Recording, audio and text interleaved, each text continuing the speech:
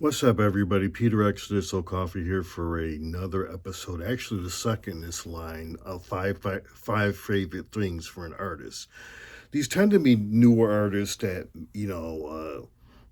are developing and been around 4, 5, 6 years and maybe do not have are developing their brand, but I'm intrigued and really like them. So today we're doing Doja Cat, and so briefly I'm going to talk about my five things and I'm going to do a little deeper dive. So first of all, Juicy. That's the first song I ever heard from Doja Cat. I think there's a one before that kind of broke her out on. I can't even think of the platform right now. Um, that is historically before TikTok broke new artists. I can't think of it now. I'll come back to that. But so that was the first one that hit the radio for her. And my second, thing that drew me in was her next big song that I really, really liked. It wasn't probably her second but single, but Streets. And then her latest song, Paint the Town Red, that with that iconic sample, Walk On By from oh, can't think of her name. Whitney Houston's cousin, Dionne Warwick, yes.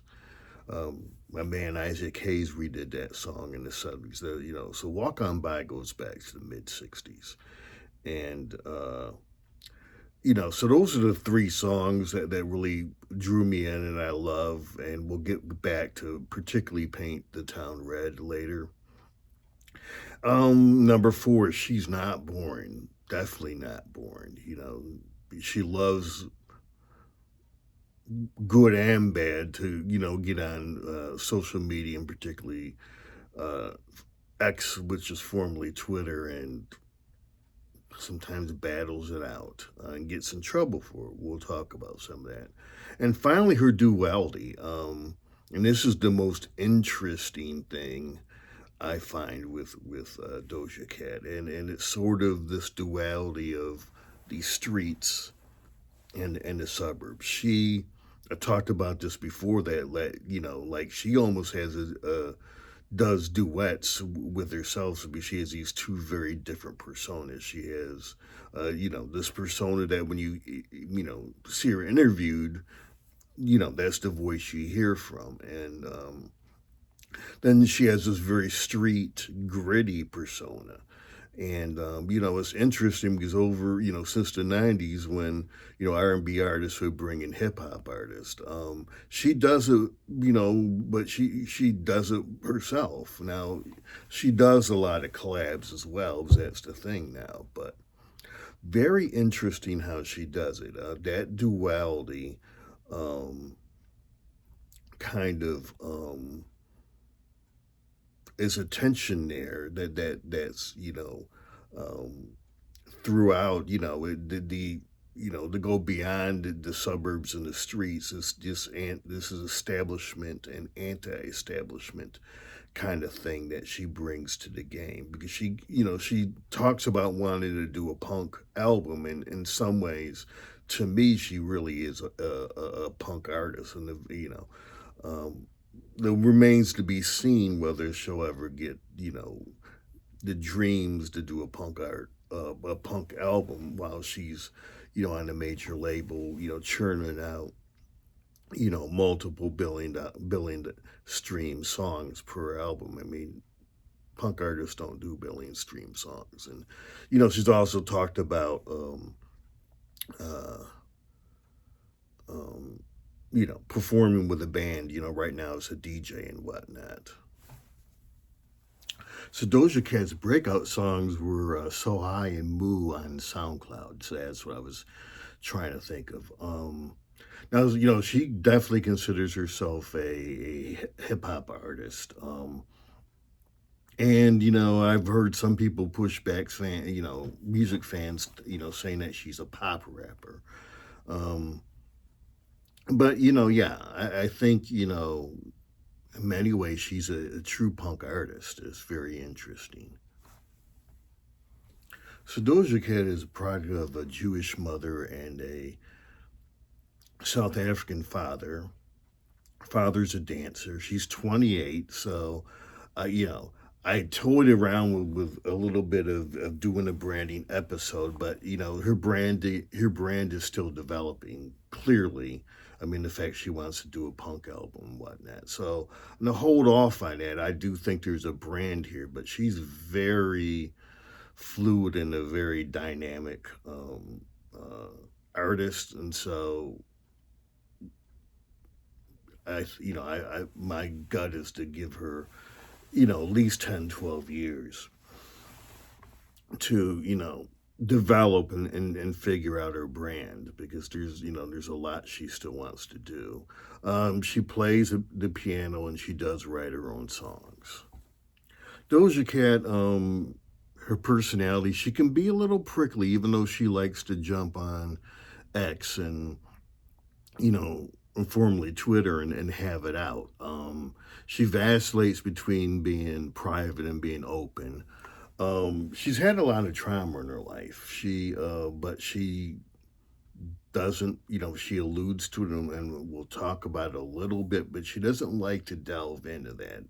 And this, said, um, that's not how she heals. Now, interestingly enough, I've, tried to figure out, and I did the same for Dua Lipa, so these young artists who are really good and fascinating, but don't have a few albums. How do you approach it? And my method was to go and watch their interviews and take notes, and obviously the source material as well, being the music. So it was a fascinating journey. I've wondered how people do that with these newer artists that there's no biography written on, there's no documentary on them, and I kind of like this whole my the approach of just watch their interviews and take notes.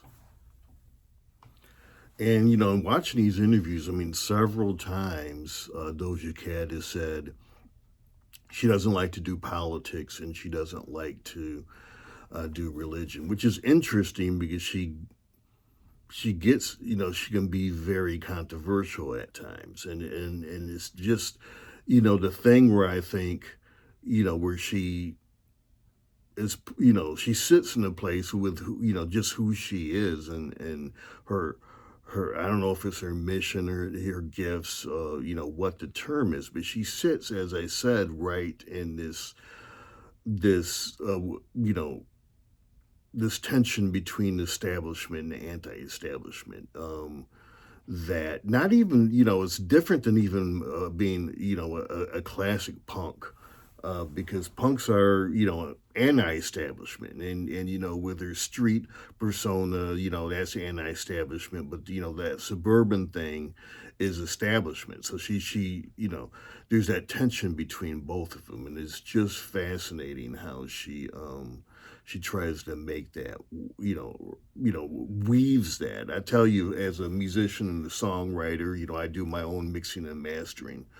Um, whoever does the mixing and mastering of her songs, is really really good because I mean, it's an art that mastering is a much more subtle art, but mixing can really change you know your experience with a song depending on how you and some of the decisions you make when you mix, and the whoever mixes her music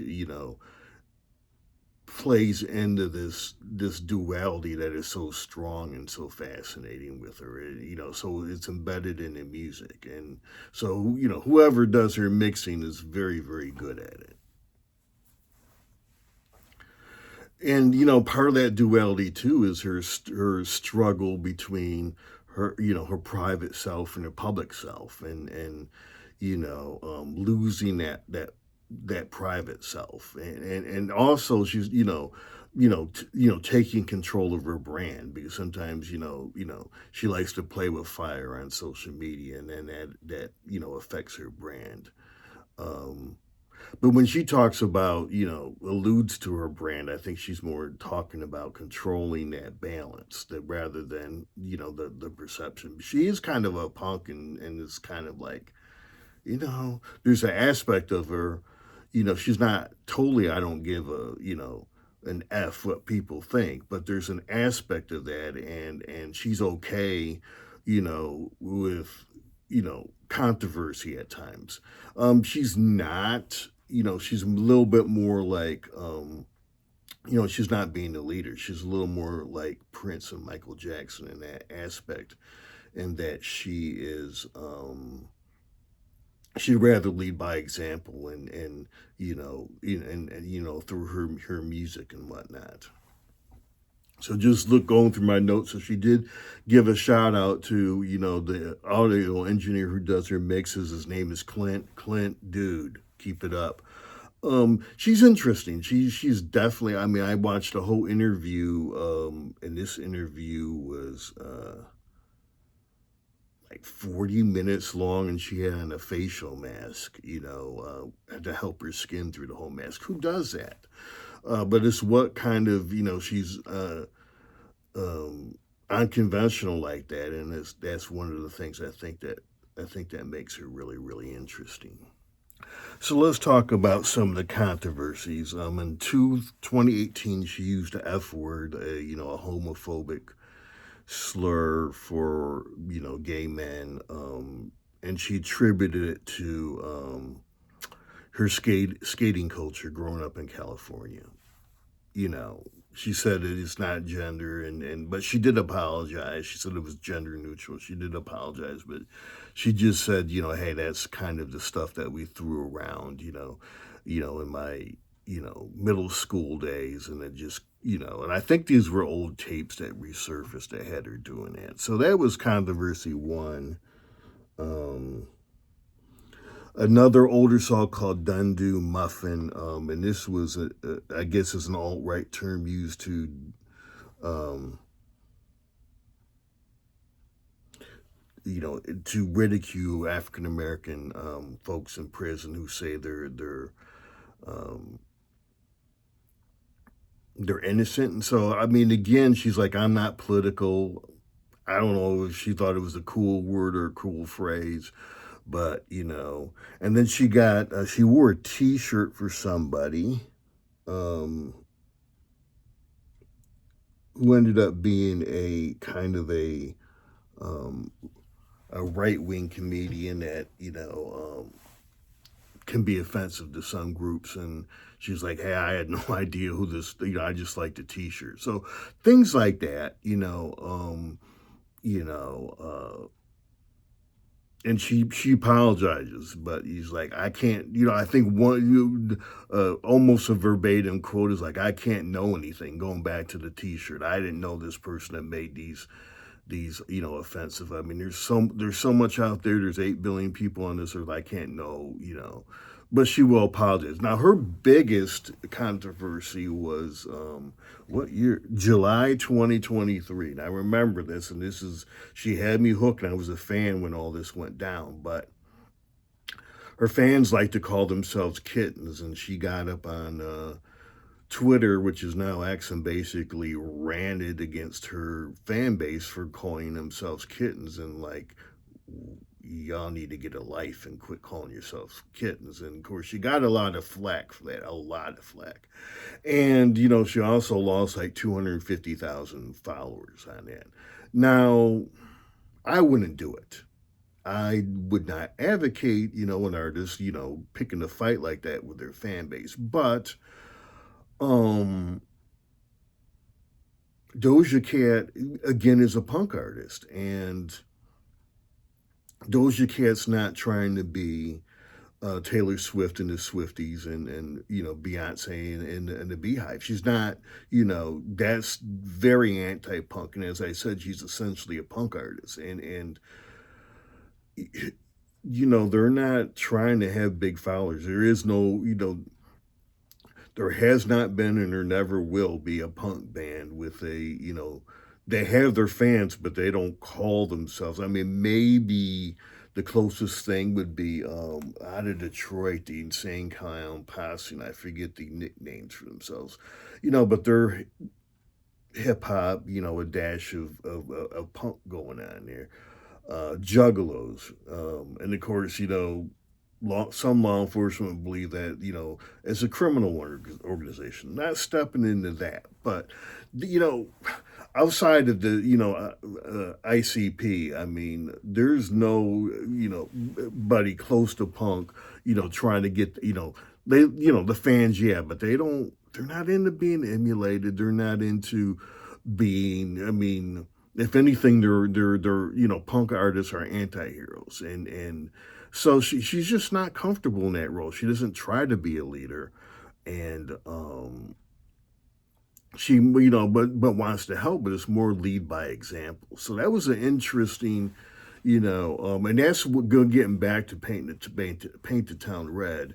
That's what that video. That's what the videos is kind of directly taken on the criticism she got for doing that. And again, I wouldn't do that, but that's who she is.